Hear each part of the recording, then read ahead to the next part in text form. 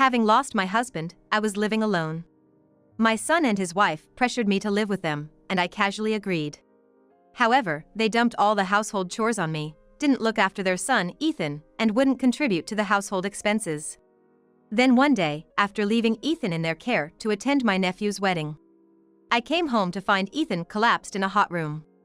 Fortunately, Ethan was okay, but I was furious and called my eldest son, Mark. "Where the hell are you two? We're on vacation." I was speechless at their cheerful response. "He's always underfoot. Always crying. I mean, we're being such good kids, aren't we? Letting you live with your grandson and even letting you take care of him. You should be more grateful, don't you think?" That's right. I clenched my fist at Jessica's smug comment. Looking at Ethan's sweet sleeping face, I made a vow. "I'll take matters into my own hands for you. Mark, Jessica, just wait and see. My name is Karen, a 55-year-old housewife. I was devastated last year by the death of my husband, who was 10 years my senior, due to illness. Even though we had an age gap, we were very close. Let's watch movies or go to museums together once I retire." But that dream never came true. I felt lost thinking about how to spend the second half of my life alone. That's when Mark called me with the suggestion to live together. However, I wasn't overjoyed. Mark, during his teens, was busy dating multiple girls and not focusing on his studies, leading to constant arguments with my strict husband. After high school, he declared he was gonna live with his girlfriend and left home, cutting off all contact. Even when my husband was in the terminal stage of cancer, we couldn't get in touch with him. He only made it to the wake thanks to a call from a close nephew. So, I was naturally cautious when Mark called after such a long time. "Mom, it's been a while. You doing okay even without Dad around?" "I guess. Must be lonely living all by yourself, right? If we live with you, it'll be more lively. It might distract you a bit." Didn't I mention it at the funeral? That I got married with my girlfriend? I didn't hear that. At my husband's funeral, once the service was over, Mark went over to chat with the nephews, so I hardly spoke with him. "Her name's Jessica. She couldn't come last time because Ethan had a fever." I couldn't believe that the mischievous Mark I knew was now a father. I felt quite moved. "I'll bring my son along, so why not live together?" His casual tone struck me as odd. "You must be feeling lonely living by yourself, right? I appreciate the sentiment, but I'm only 55. I still have the energy to work full-time. If you live with us, Jessica can help you with the household chores." I did find that appealing. Despite feeling young at heart, I'm still 55. I can feel my energy waning day by day. "We can try it out at first. If it doesn't work, we can stop living together." "Well, maybe we could give it a try." On the other side of the call, I could hear a woman's excited voice. It seems to be Jessica, Mark's wife. "Oh, mother-in-law? Hi there, it's Jessica." Jessica, taking over the call, greeted me in a sweet voice. "We're moving in tomorrow. So glad. Our apartment lease ends this month." "Wait, tomorrow?" "All right then, see you." She hung up abruptly. Caught off guard by this sudden turn of events, I murmured to myself while holding my cell phone. "Well, if it doesn't work out, we can always stop living together. I do want to see my grandson." But this turned out to be the beginning of several challenges. Once we started living together, I was taken aback by the selfishness of my son and his wife. I had assumed Mark, with a wife and child, would be responsibly employed, but he was job hopping. He had a string of excuses like, "The work environment doesn't suit me," or "The new guy's too arrogant," and had switched jobs 8 times in just 4 years of marriage. To think that Jessica supports Mark, and yet she's been a stay-at-home mother simply because she finds working a hassle. Even after moving in with me, she seems to just laze around all day, watching TV or playing on her phone. Since I work full-time, I thought it'd be helpful if she could pitch in with some chores, so I asked Jessica for help. But even though she agreed in a heartbeat, when I come home, dishes were still left in the sink, and the bathtub still had water in it. Even if there's a sudden downpour, the laundry isn't brought in and is left outside to become damp. When I pointed this out, Jessica got defensive. "I wasn't just playing around. I'm busy taking care of a 2-year-old. Yet, the living room floor is littered with empty snack wrappers and crumbs, and Ethan's diaper is bulging. To make matters worse, there was no sign that Ethan had lunch, and he clung to my leg as soon as he saw me. Grandma, I'm hungry. Can I have some food? Huh? Jessica, didn't you feed him lunch? Well, there's no frozen rice or instant curry. You expect me to go shopping with a toddler? I was flabbergasted. The supermarket is just a 5-minute walk away. There was an empty cup noodle container in the sink. She must have eaten that herself. What kind of parent does that? I was furious. From then on, I started preparing sandwiches and other lunches that Ethan could eat before I left for work. I reported this to Mark, but he's head over heels for Jessica, so he just chuckled and took her side. Mom, Jessica is tired too. Taking care of a 2-year-old ain't easy, you know. Come to think of it, I've never seen you change Ethan's diaper or play with him. I'm always the one giving him baths. I always appreciate everything you do, Mom. Despite their usual negligence, when my son and his wife were annoyed, they would scold Ethan. You made me forget to save my game. Didn't I tell you to stay quiet in bed? Why are you getting up? I'm watching my show. When they yelled, and Ethan started crying, they would glare and shout. Quiet down! Each time, I would wipe away Ethan's tears and smile gently at him. Granny will read you a storybook. I'll stay with you till you fall asleep. Okay. As time passed, whenever I was about to leave for work, Ethan would look at me with a sad face and seemed to prefer staying by my side more than with his parents. He's not a cute kid at all. Mark and Jessica became more irritated by this. One day, I received an invitation to my nephew's wedding. Son of my younger sister, Susan, is having a wedding. I couldn't take 2-year-old Ethan with me, so I asked Mark to babysit. Surprisingly, he agreed right away. I've got work till noon, so I can't attend. Jessica and I will watch Ethan at home. Say hi to Aunt Susan for me. When I called Susan, she sounded disappointed. Well, work is work. Can you make it, sis? Yes, let's grab a coffee afterward. The day before the wedding, I reminded Jessica. After the ceremony, I'm gonna stop by a cafe with my sister, so I'll be back in the evening. Here's some money to buy lunch. As I handed Jessica a $100 bill while she was lounging on the couch, she quickly put aside the ticket she was gazing, her eyes lighting up. Okay, thank you.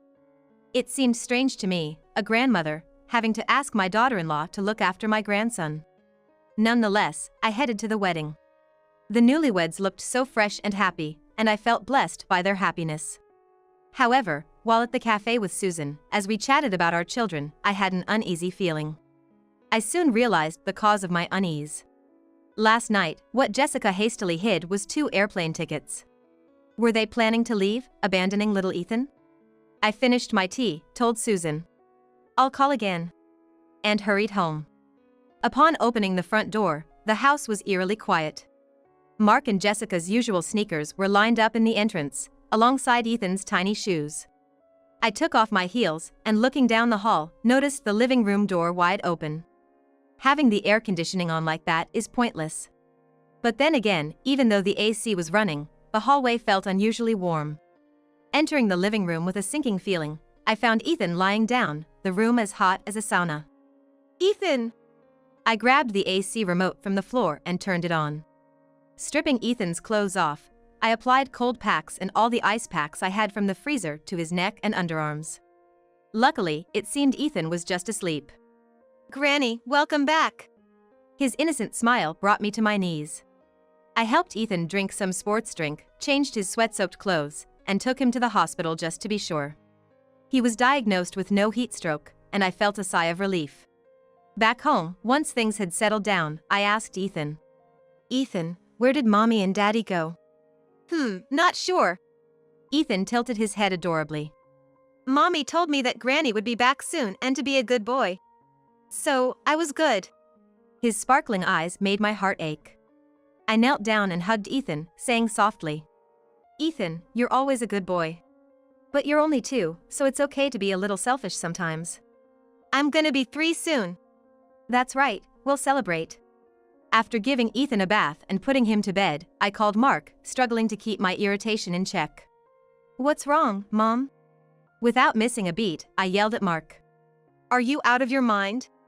Leaving a 2-year-old home alone? He was drenched in sweat and passed out. Huh? I had the AC on. He must have messed with the button and turned it off. Mark didn't even seem to be concerned about Ethan's condition. Makes me wonder if he's really a father. So, where the hell are you two now? We're on a trip. Jessica chimed in cheerfully, leaving me speechless. Excuse me? We're in Guam. The blue ocean and white sandy beaches are so beautiful. We never had our honeymoon. Figured Ethan would be okay till evening. He gets in the way, always crying. Speaking of which, we've been pretty darn good to you, haven't we? Letting you live with your grandson and even having you care for him. You could be a bit more grateful if you ask me. That's right. Their irresponsible remarks made me clench my fists. You do know Ethan's birthday is in 4 days? You'll be back by then, right? Oh, totally forgot about that. Just buy him a toy or a cake or something. We'll be back over the weekend. Fine, I'll do that. Thanks, take care. After hanging up, I quietly made my way to the bedroom. Opening the door, I saw Ethan sound asleep, cuddling his teddy bear. Looking at his angelic face, I made a vow. Ethan, I just can't forgive your parents. I'll make sure they pay. Mark, Jessica, just you wait and see. What kind of punishment should I impose on these two, so oblivious to their roles as parents? After a restless night fueled by anger, I called my workplace the next morning and took 5 days off. I needed to efficiently get things done before my son and his wife returned. I searched online for several realtors, and by the afternoon, an agent came over to appraise the house. Though 20 years old, we renovated the bathrooms 5 years ago. Located on the southeast corner with a yard and parking space, and just a 5-minute drive to the train station. Given the favorable conditions, every company gave us a good offer. We desperately paid off the loan taken out under my husband's name with both of us working, and right after we finished paying it, my husband passed away. My son and his wife moved in and dumped their child and house chores on me, acting as if they owned the place. I'm sure they'll kick me out when I get old and take over this house. It's a house that I love with memories of my husband, but it'd be better to sell it to a complete stranger than let those two ruin it. While waiting for a buyer for the house, I decided to get the locks changed. They said they could do it right away, and shortly after I called, the locksmith arrived and had everything done in 2 hours. I couldn't help but chuckle imagining my son and his wife panicking outside, unable to get in. I called Susan and told her everything, and she was livid on the other end of the phone. Listen, I hate to ask, but can Ethan and I stay with you until we find a place? Of course, we'll pitch in for food and utilities. Why were you being so formal? Just bring Ethan over to my place. I've been divorced and my husband's gone. My son's moved out after getting married. I've got plenty of space. Yeah, sorry it's so sudden. Thank you. I was genuinely grateful for Susan's kindness. The problem was Ethan. After Ethan woke up from his nap, I prepared a slice of watermelon and a tablet for him to watch some cartoons, and casually asked him, "Hey, what's up? How'd you feel about living with Grandma at Aunt Susan's?" Ethan, wide-eyed, took a moment before responding. I won't see Mommy and Daddy anymore? You can see them whenever you want, Ethan. We just won't live with them. Okay then, that's fine. Ethan agreed, more easily than I expected. You'll be with me, right Grandma? Of course, sweetheart. Ethan beamed at me and resumed his cartoon as if nothing had happened. I quietly sighed in relief. I wasn't sure how much Ethan understood about the situation, but he might have sensed his parents' neglect. A fresh wave of anger rose in me towards my son and his wife for making a 2-year-old go through this. Afterwards, I contacted a moving company for an estimate, packed our belongings and furniture, and moved to Susan's house. With Susan's help, I finished unpacking. Once everything was in order, we celebrated Ethan's 3rd birthday. We decorated with origami and dollar store items, and celebrated with a homemade cake and chicken fried rice. It was a simple celebration, but Ethan's eyes sparkled with joy. Wow, Grandma, Aunt Susan, thank you. Ethan, I know you love trains but didn't have any. Hope you like this one. When Susan and I handed over a train track set, Ethan jumped for joy and immediately started assembling it. Sis, do you think he's never received a gift before? Whispering Susan made me frown. The storybooks and toys I gave him for his birthday and Christmas are nowhere to be found. Maybe Mark and Jessica sold them online. The only items Ethan brought with him when he moved were a sandbox set, some clothes, a teddy bear, and a few storybooks. It seemed too little for his age. While Ethan and I were connecting tunnels and bridges, I got a call from Mark. I ignored the ring for a while and then moved to the next room to answer it. Mark's voice sounded almost tearful. Mom, what's going on? My key doesn't work. You changed the locks. You're so sly. Jessica also shouted on the phone. Open the door now. Why are we being kicked out of our own house? It's my house. You guys just barged in and stayed. You agreed to live together. If you didn't like it, you should have said so. I couldn't, seeing how Ethan was treated. I replied in a firm tone. If Ethan is such a bother to you, then give him to me. I'll raise him properly. And from now on, I'm gonna live with Susan, so you guys can move wherever you like. What? That's too sudden. It was you who came over the day after I called, wasn't it? I snapped back at the complaining couple. Well, I want to get back to our conversation properly. Give me a sec. After hanging up the phone, I made a call to a certain place and then headed home. When I got back to my dimly lit house, Mark and Jessica were waiting out front. They sat on their suitcases, looking tired and yawning. As I opened the gate, Mark raised his voice in annoyance. You're so late. How long were you gonna make us wait? Yeah, I'm opening it now. I could let this rude remark slide with a smile, thinking it was just for today. Jessica looked puzzled at the large brown envelope I was carrying, but I pretended not to notice and unlocked the door. Turning on the living room AC, my son and his wife, as arrogant as always, said to me, "Man, I'm beat. Mom, get me a cold beer. And some pepperoni. I'll have a lemon cocktail, and bring some cheese too." Casually they sat on the couch, stretching out their legs and fanning their collars as if ordering me around was a given.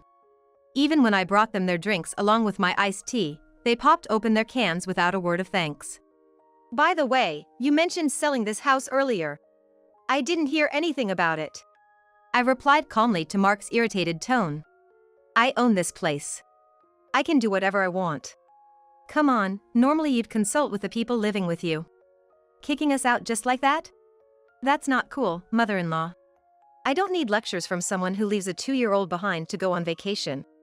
My son and his wife went silent, their faces darkening. How can a parent do such a thing?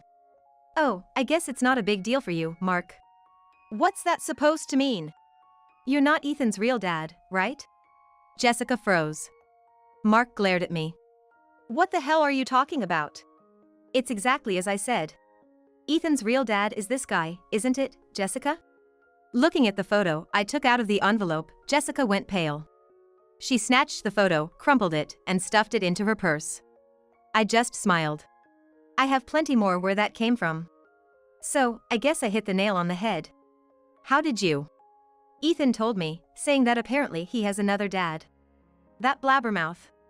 Jessica clicked her tongue in annoyance. You leave Ethan at the daycare once a month after having dinner and go on a date? Even though you never mentioned it before? I thought it was strange for you to dine out, so I hired a private investigator. Turns out, it's an old coworker from your part-time job. Mark's eyes widened in shock. Hey, what the hell is this? Visibly panicked, Jessica finally seemed to come to terms with the situation and apologized to Mark. I'm sorry. I was dating 2 of you. I recognized Ethan immediately from his pictures when that guy was younger. He looks just like the guy. But that guy has a wife, so I said Ethan was your child. As she rapidly tried to justify herself, Mark froze in shock. After we decided to get married, I broke up with him, but he said he'd give child support if he got to see Ethan.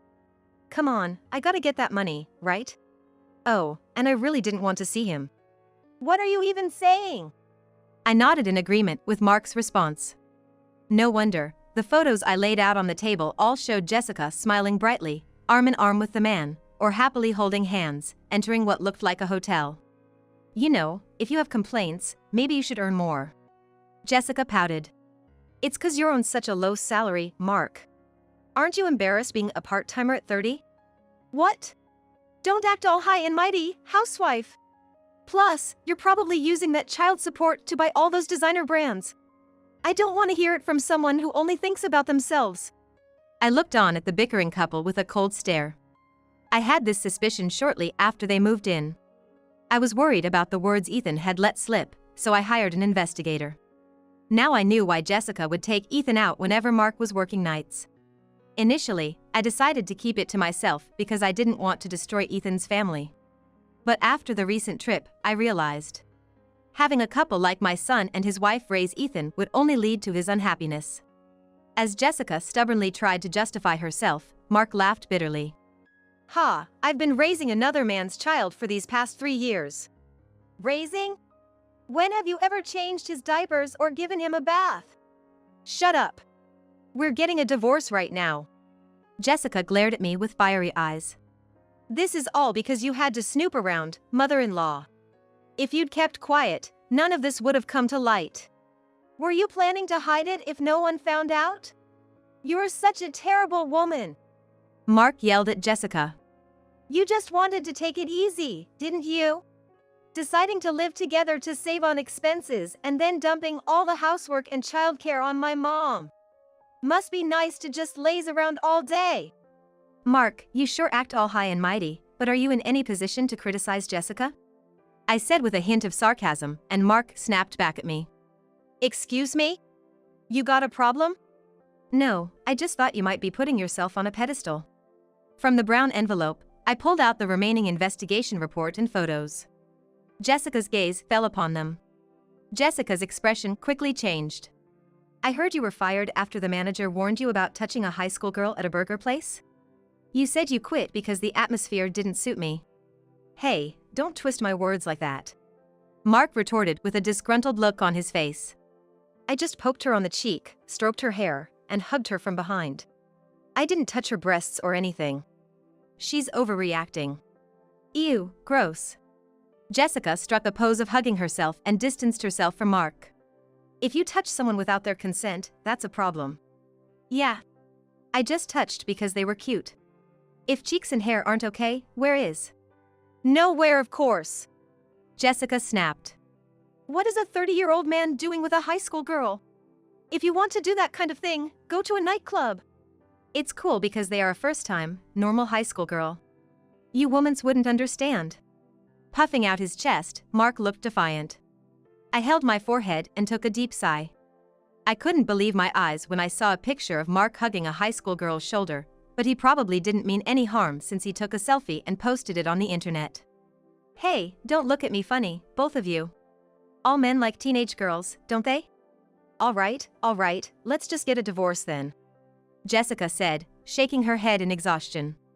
Why don't you marry a teenager next time? Not that they'd want you, though. Fine, I will. If we're done here, please gather your belongings. Decide on your next move as soon as possible. Until then, I'll allow you to store your stuff here. I pulled out some leftover cardboard boxes from a recent move and placed them in front of my son and his wife. Without a word, Jessica began to methodically pack her clothes and bags into the boxes. Mark, grumbling all the while, started to pack as well.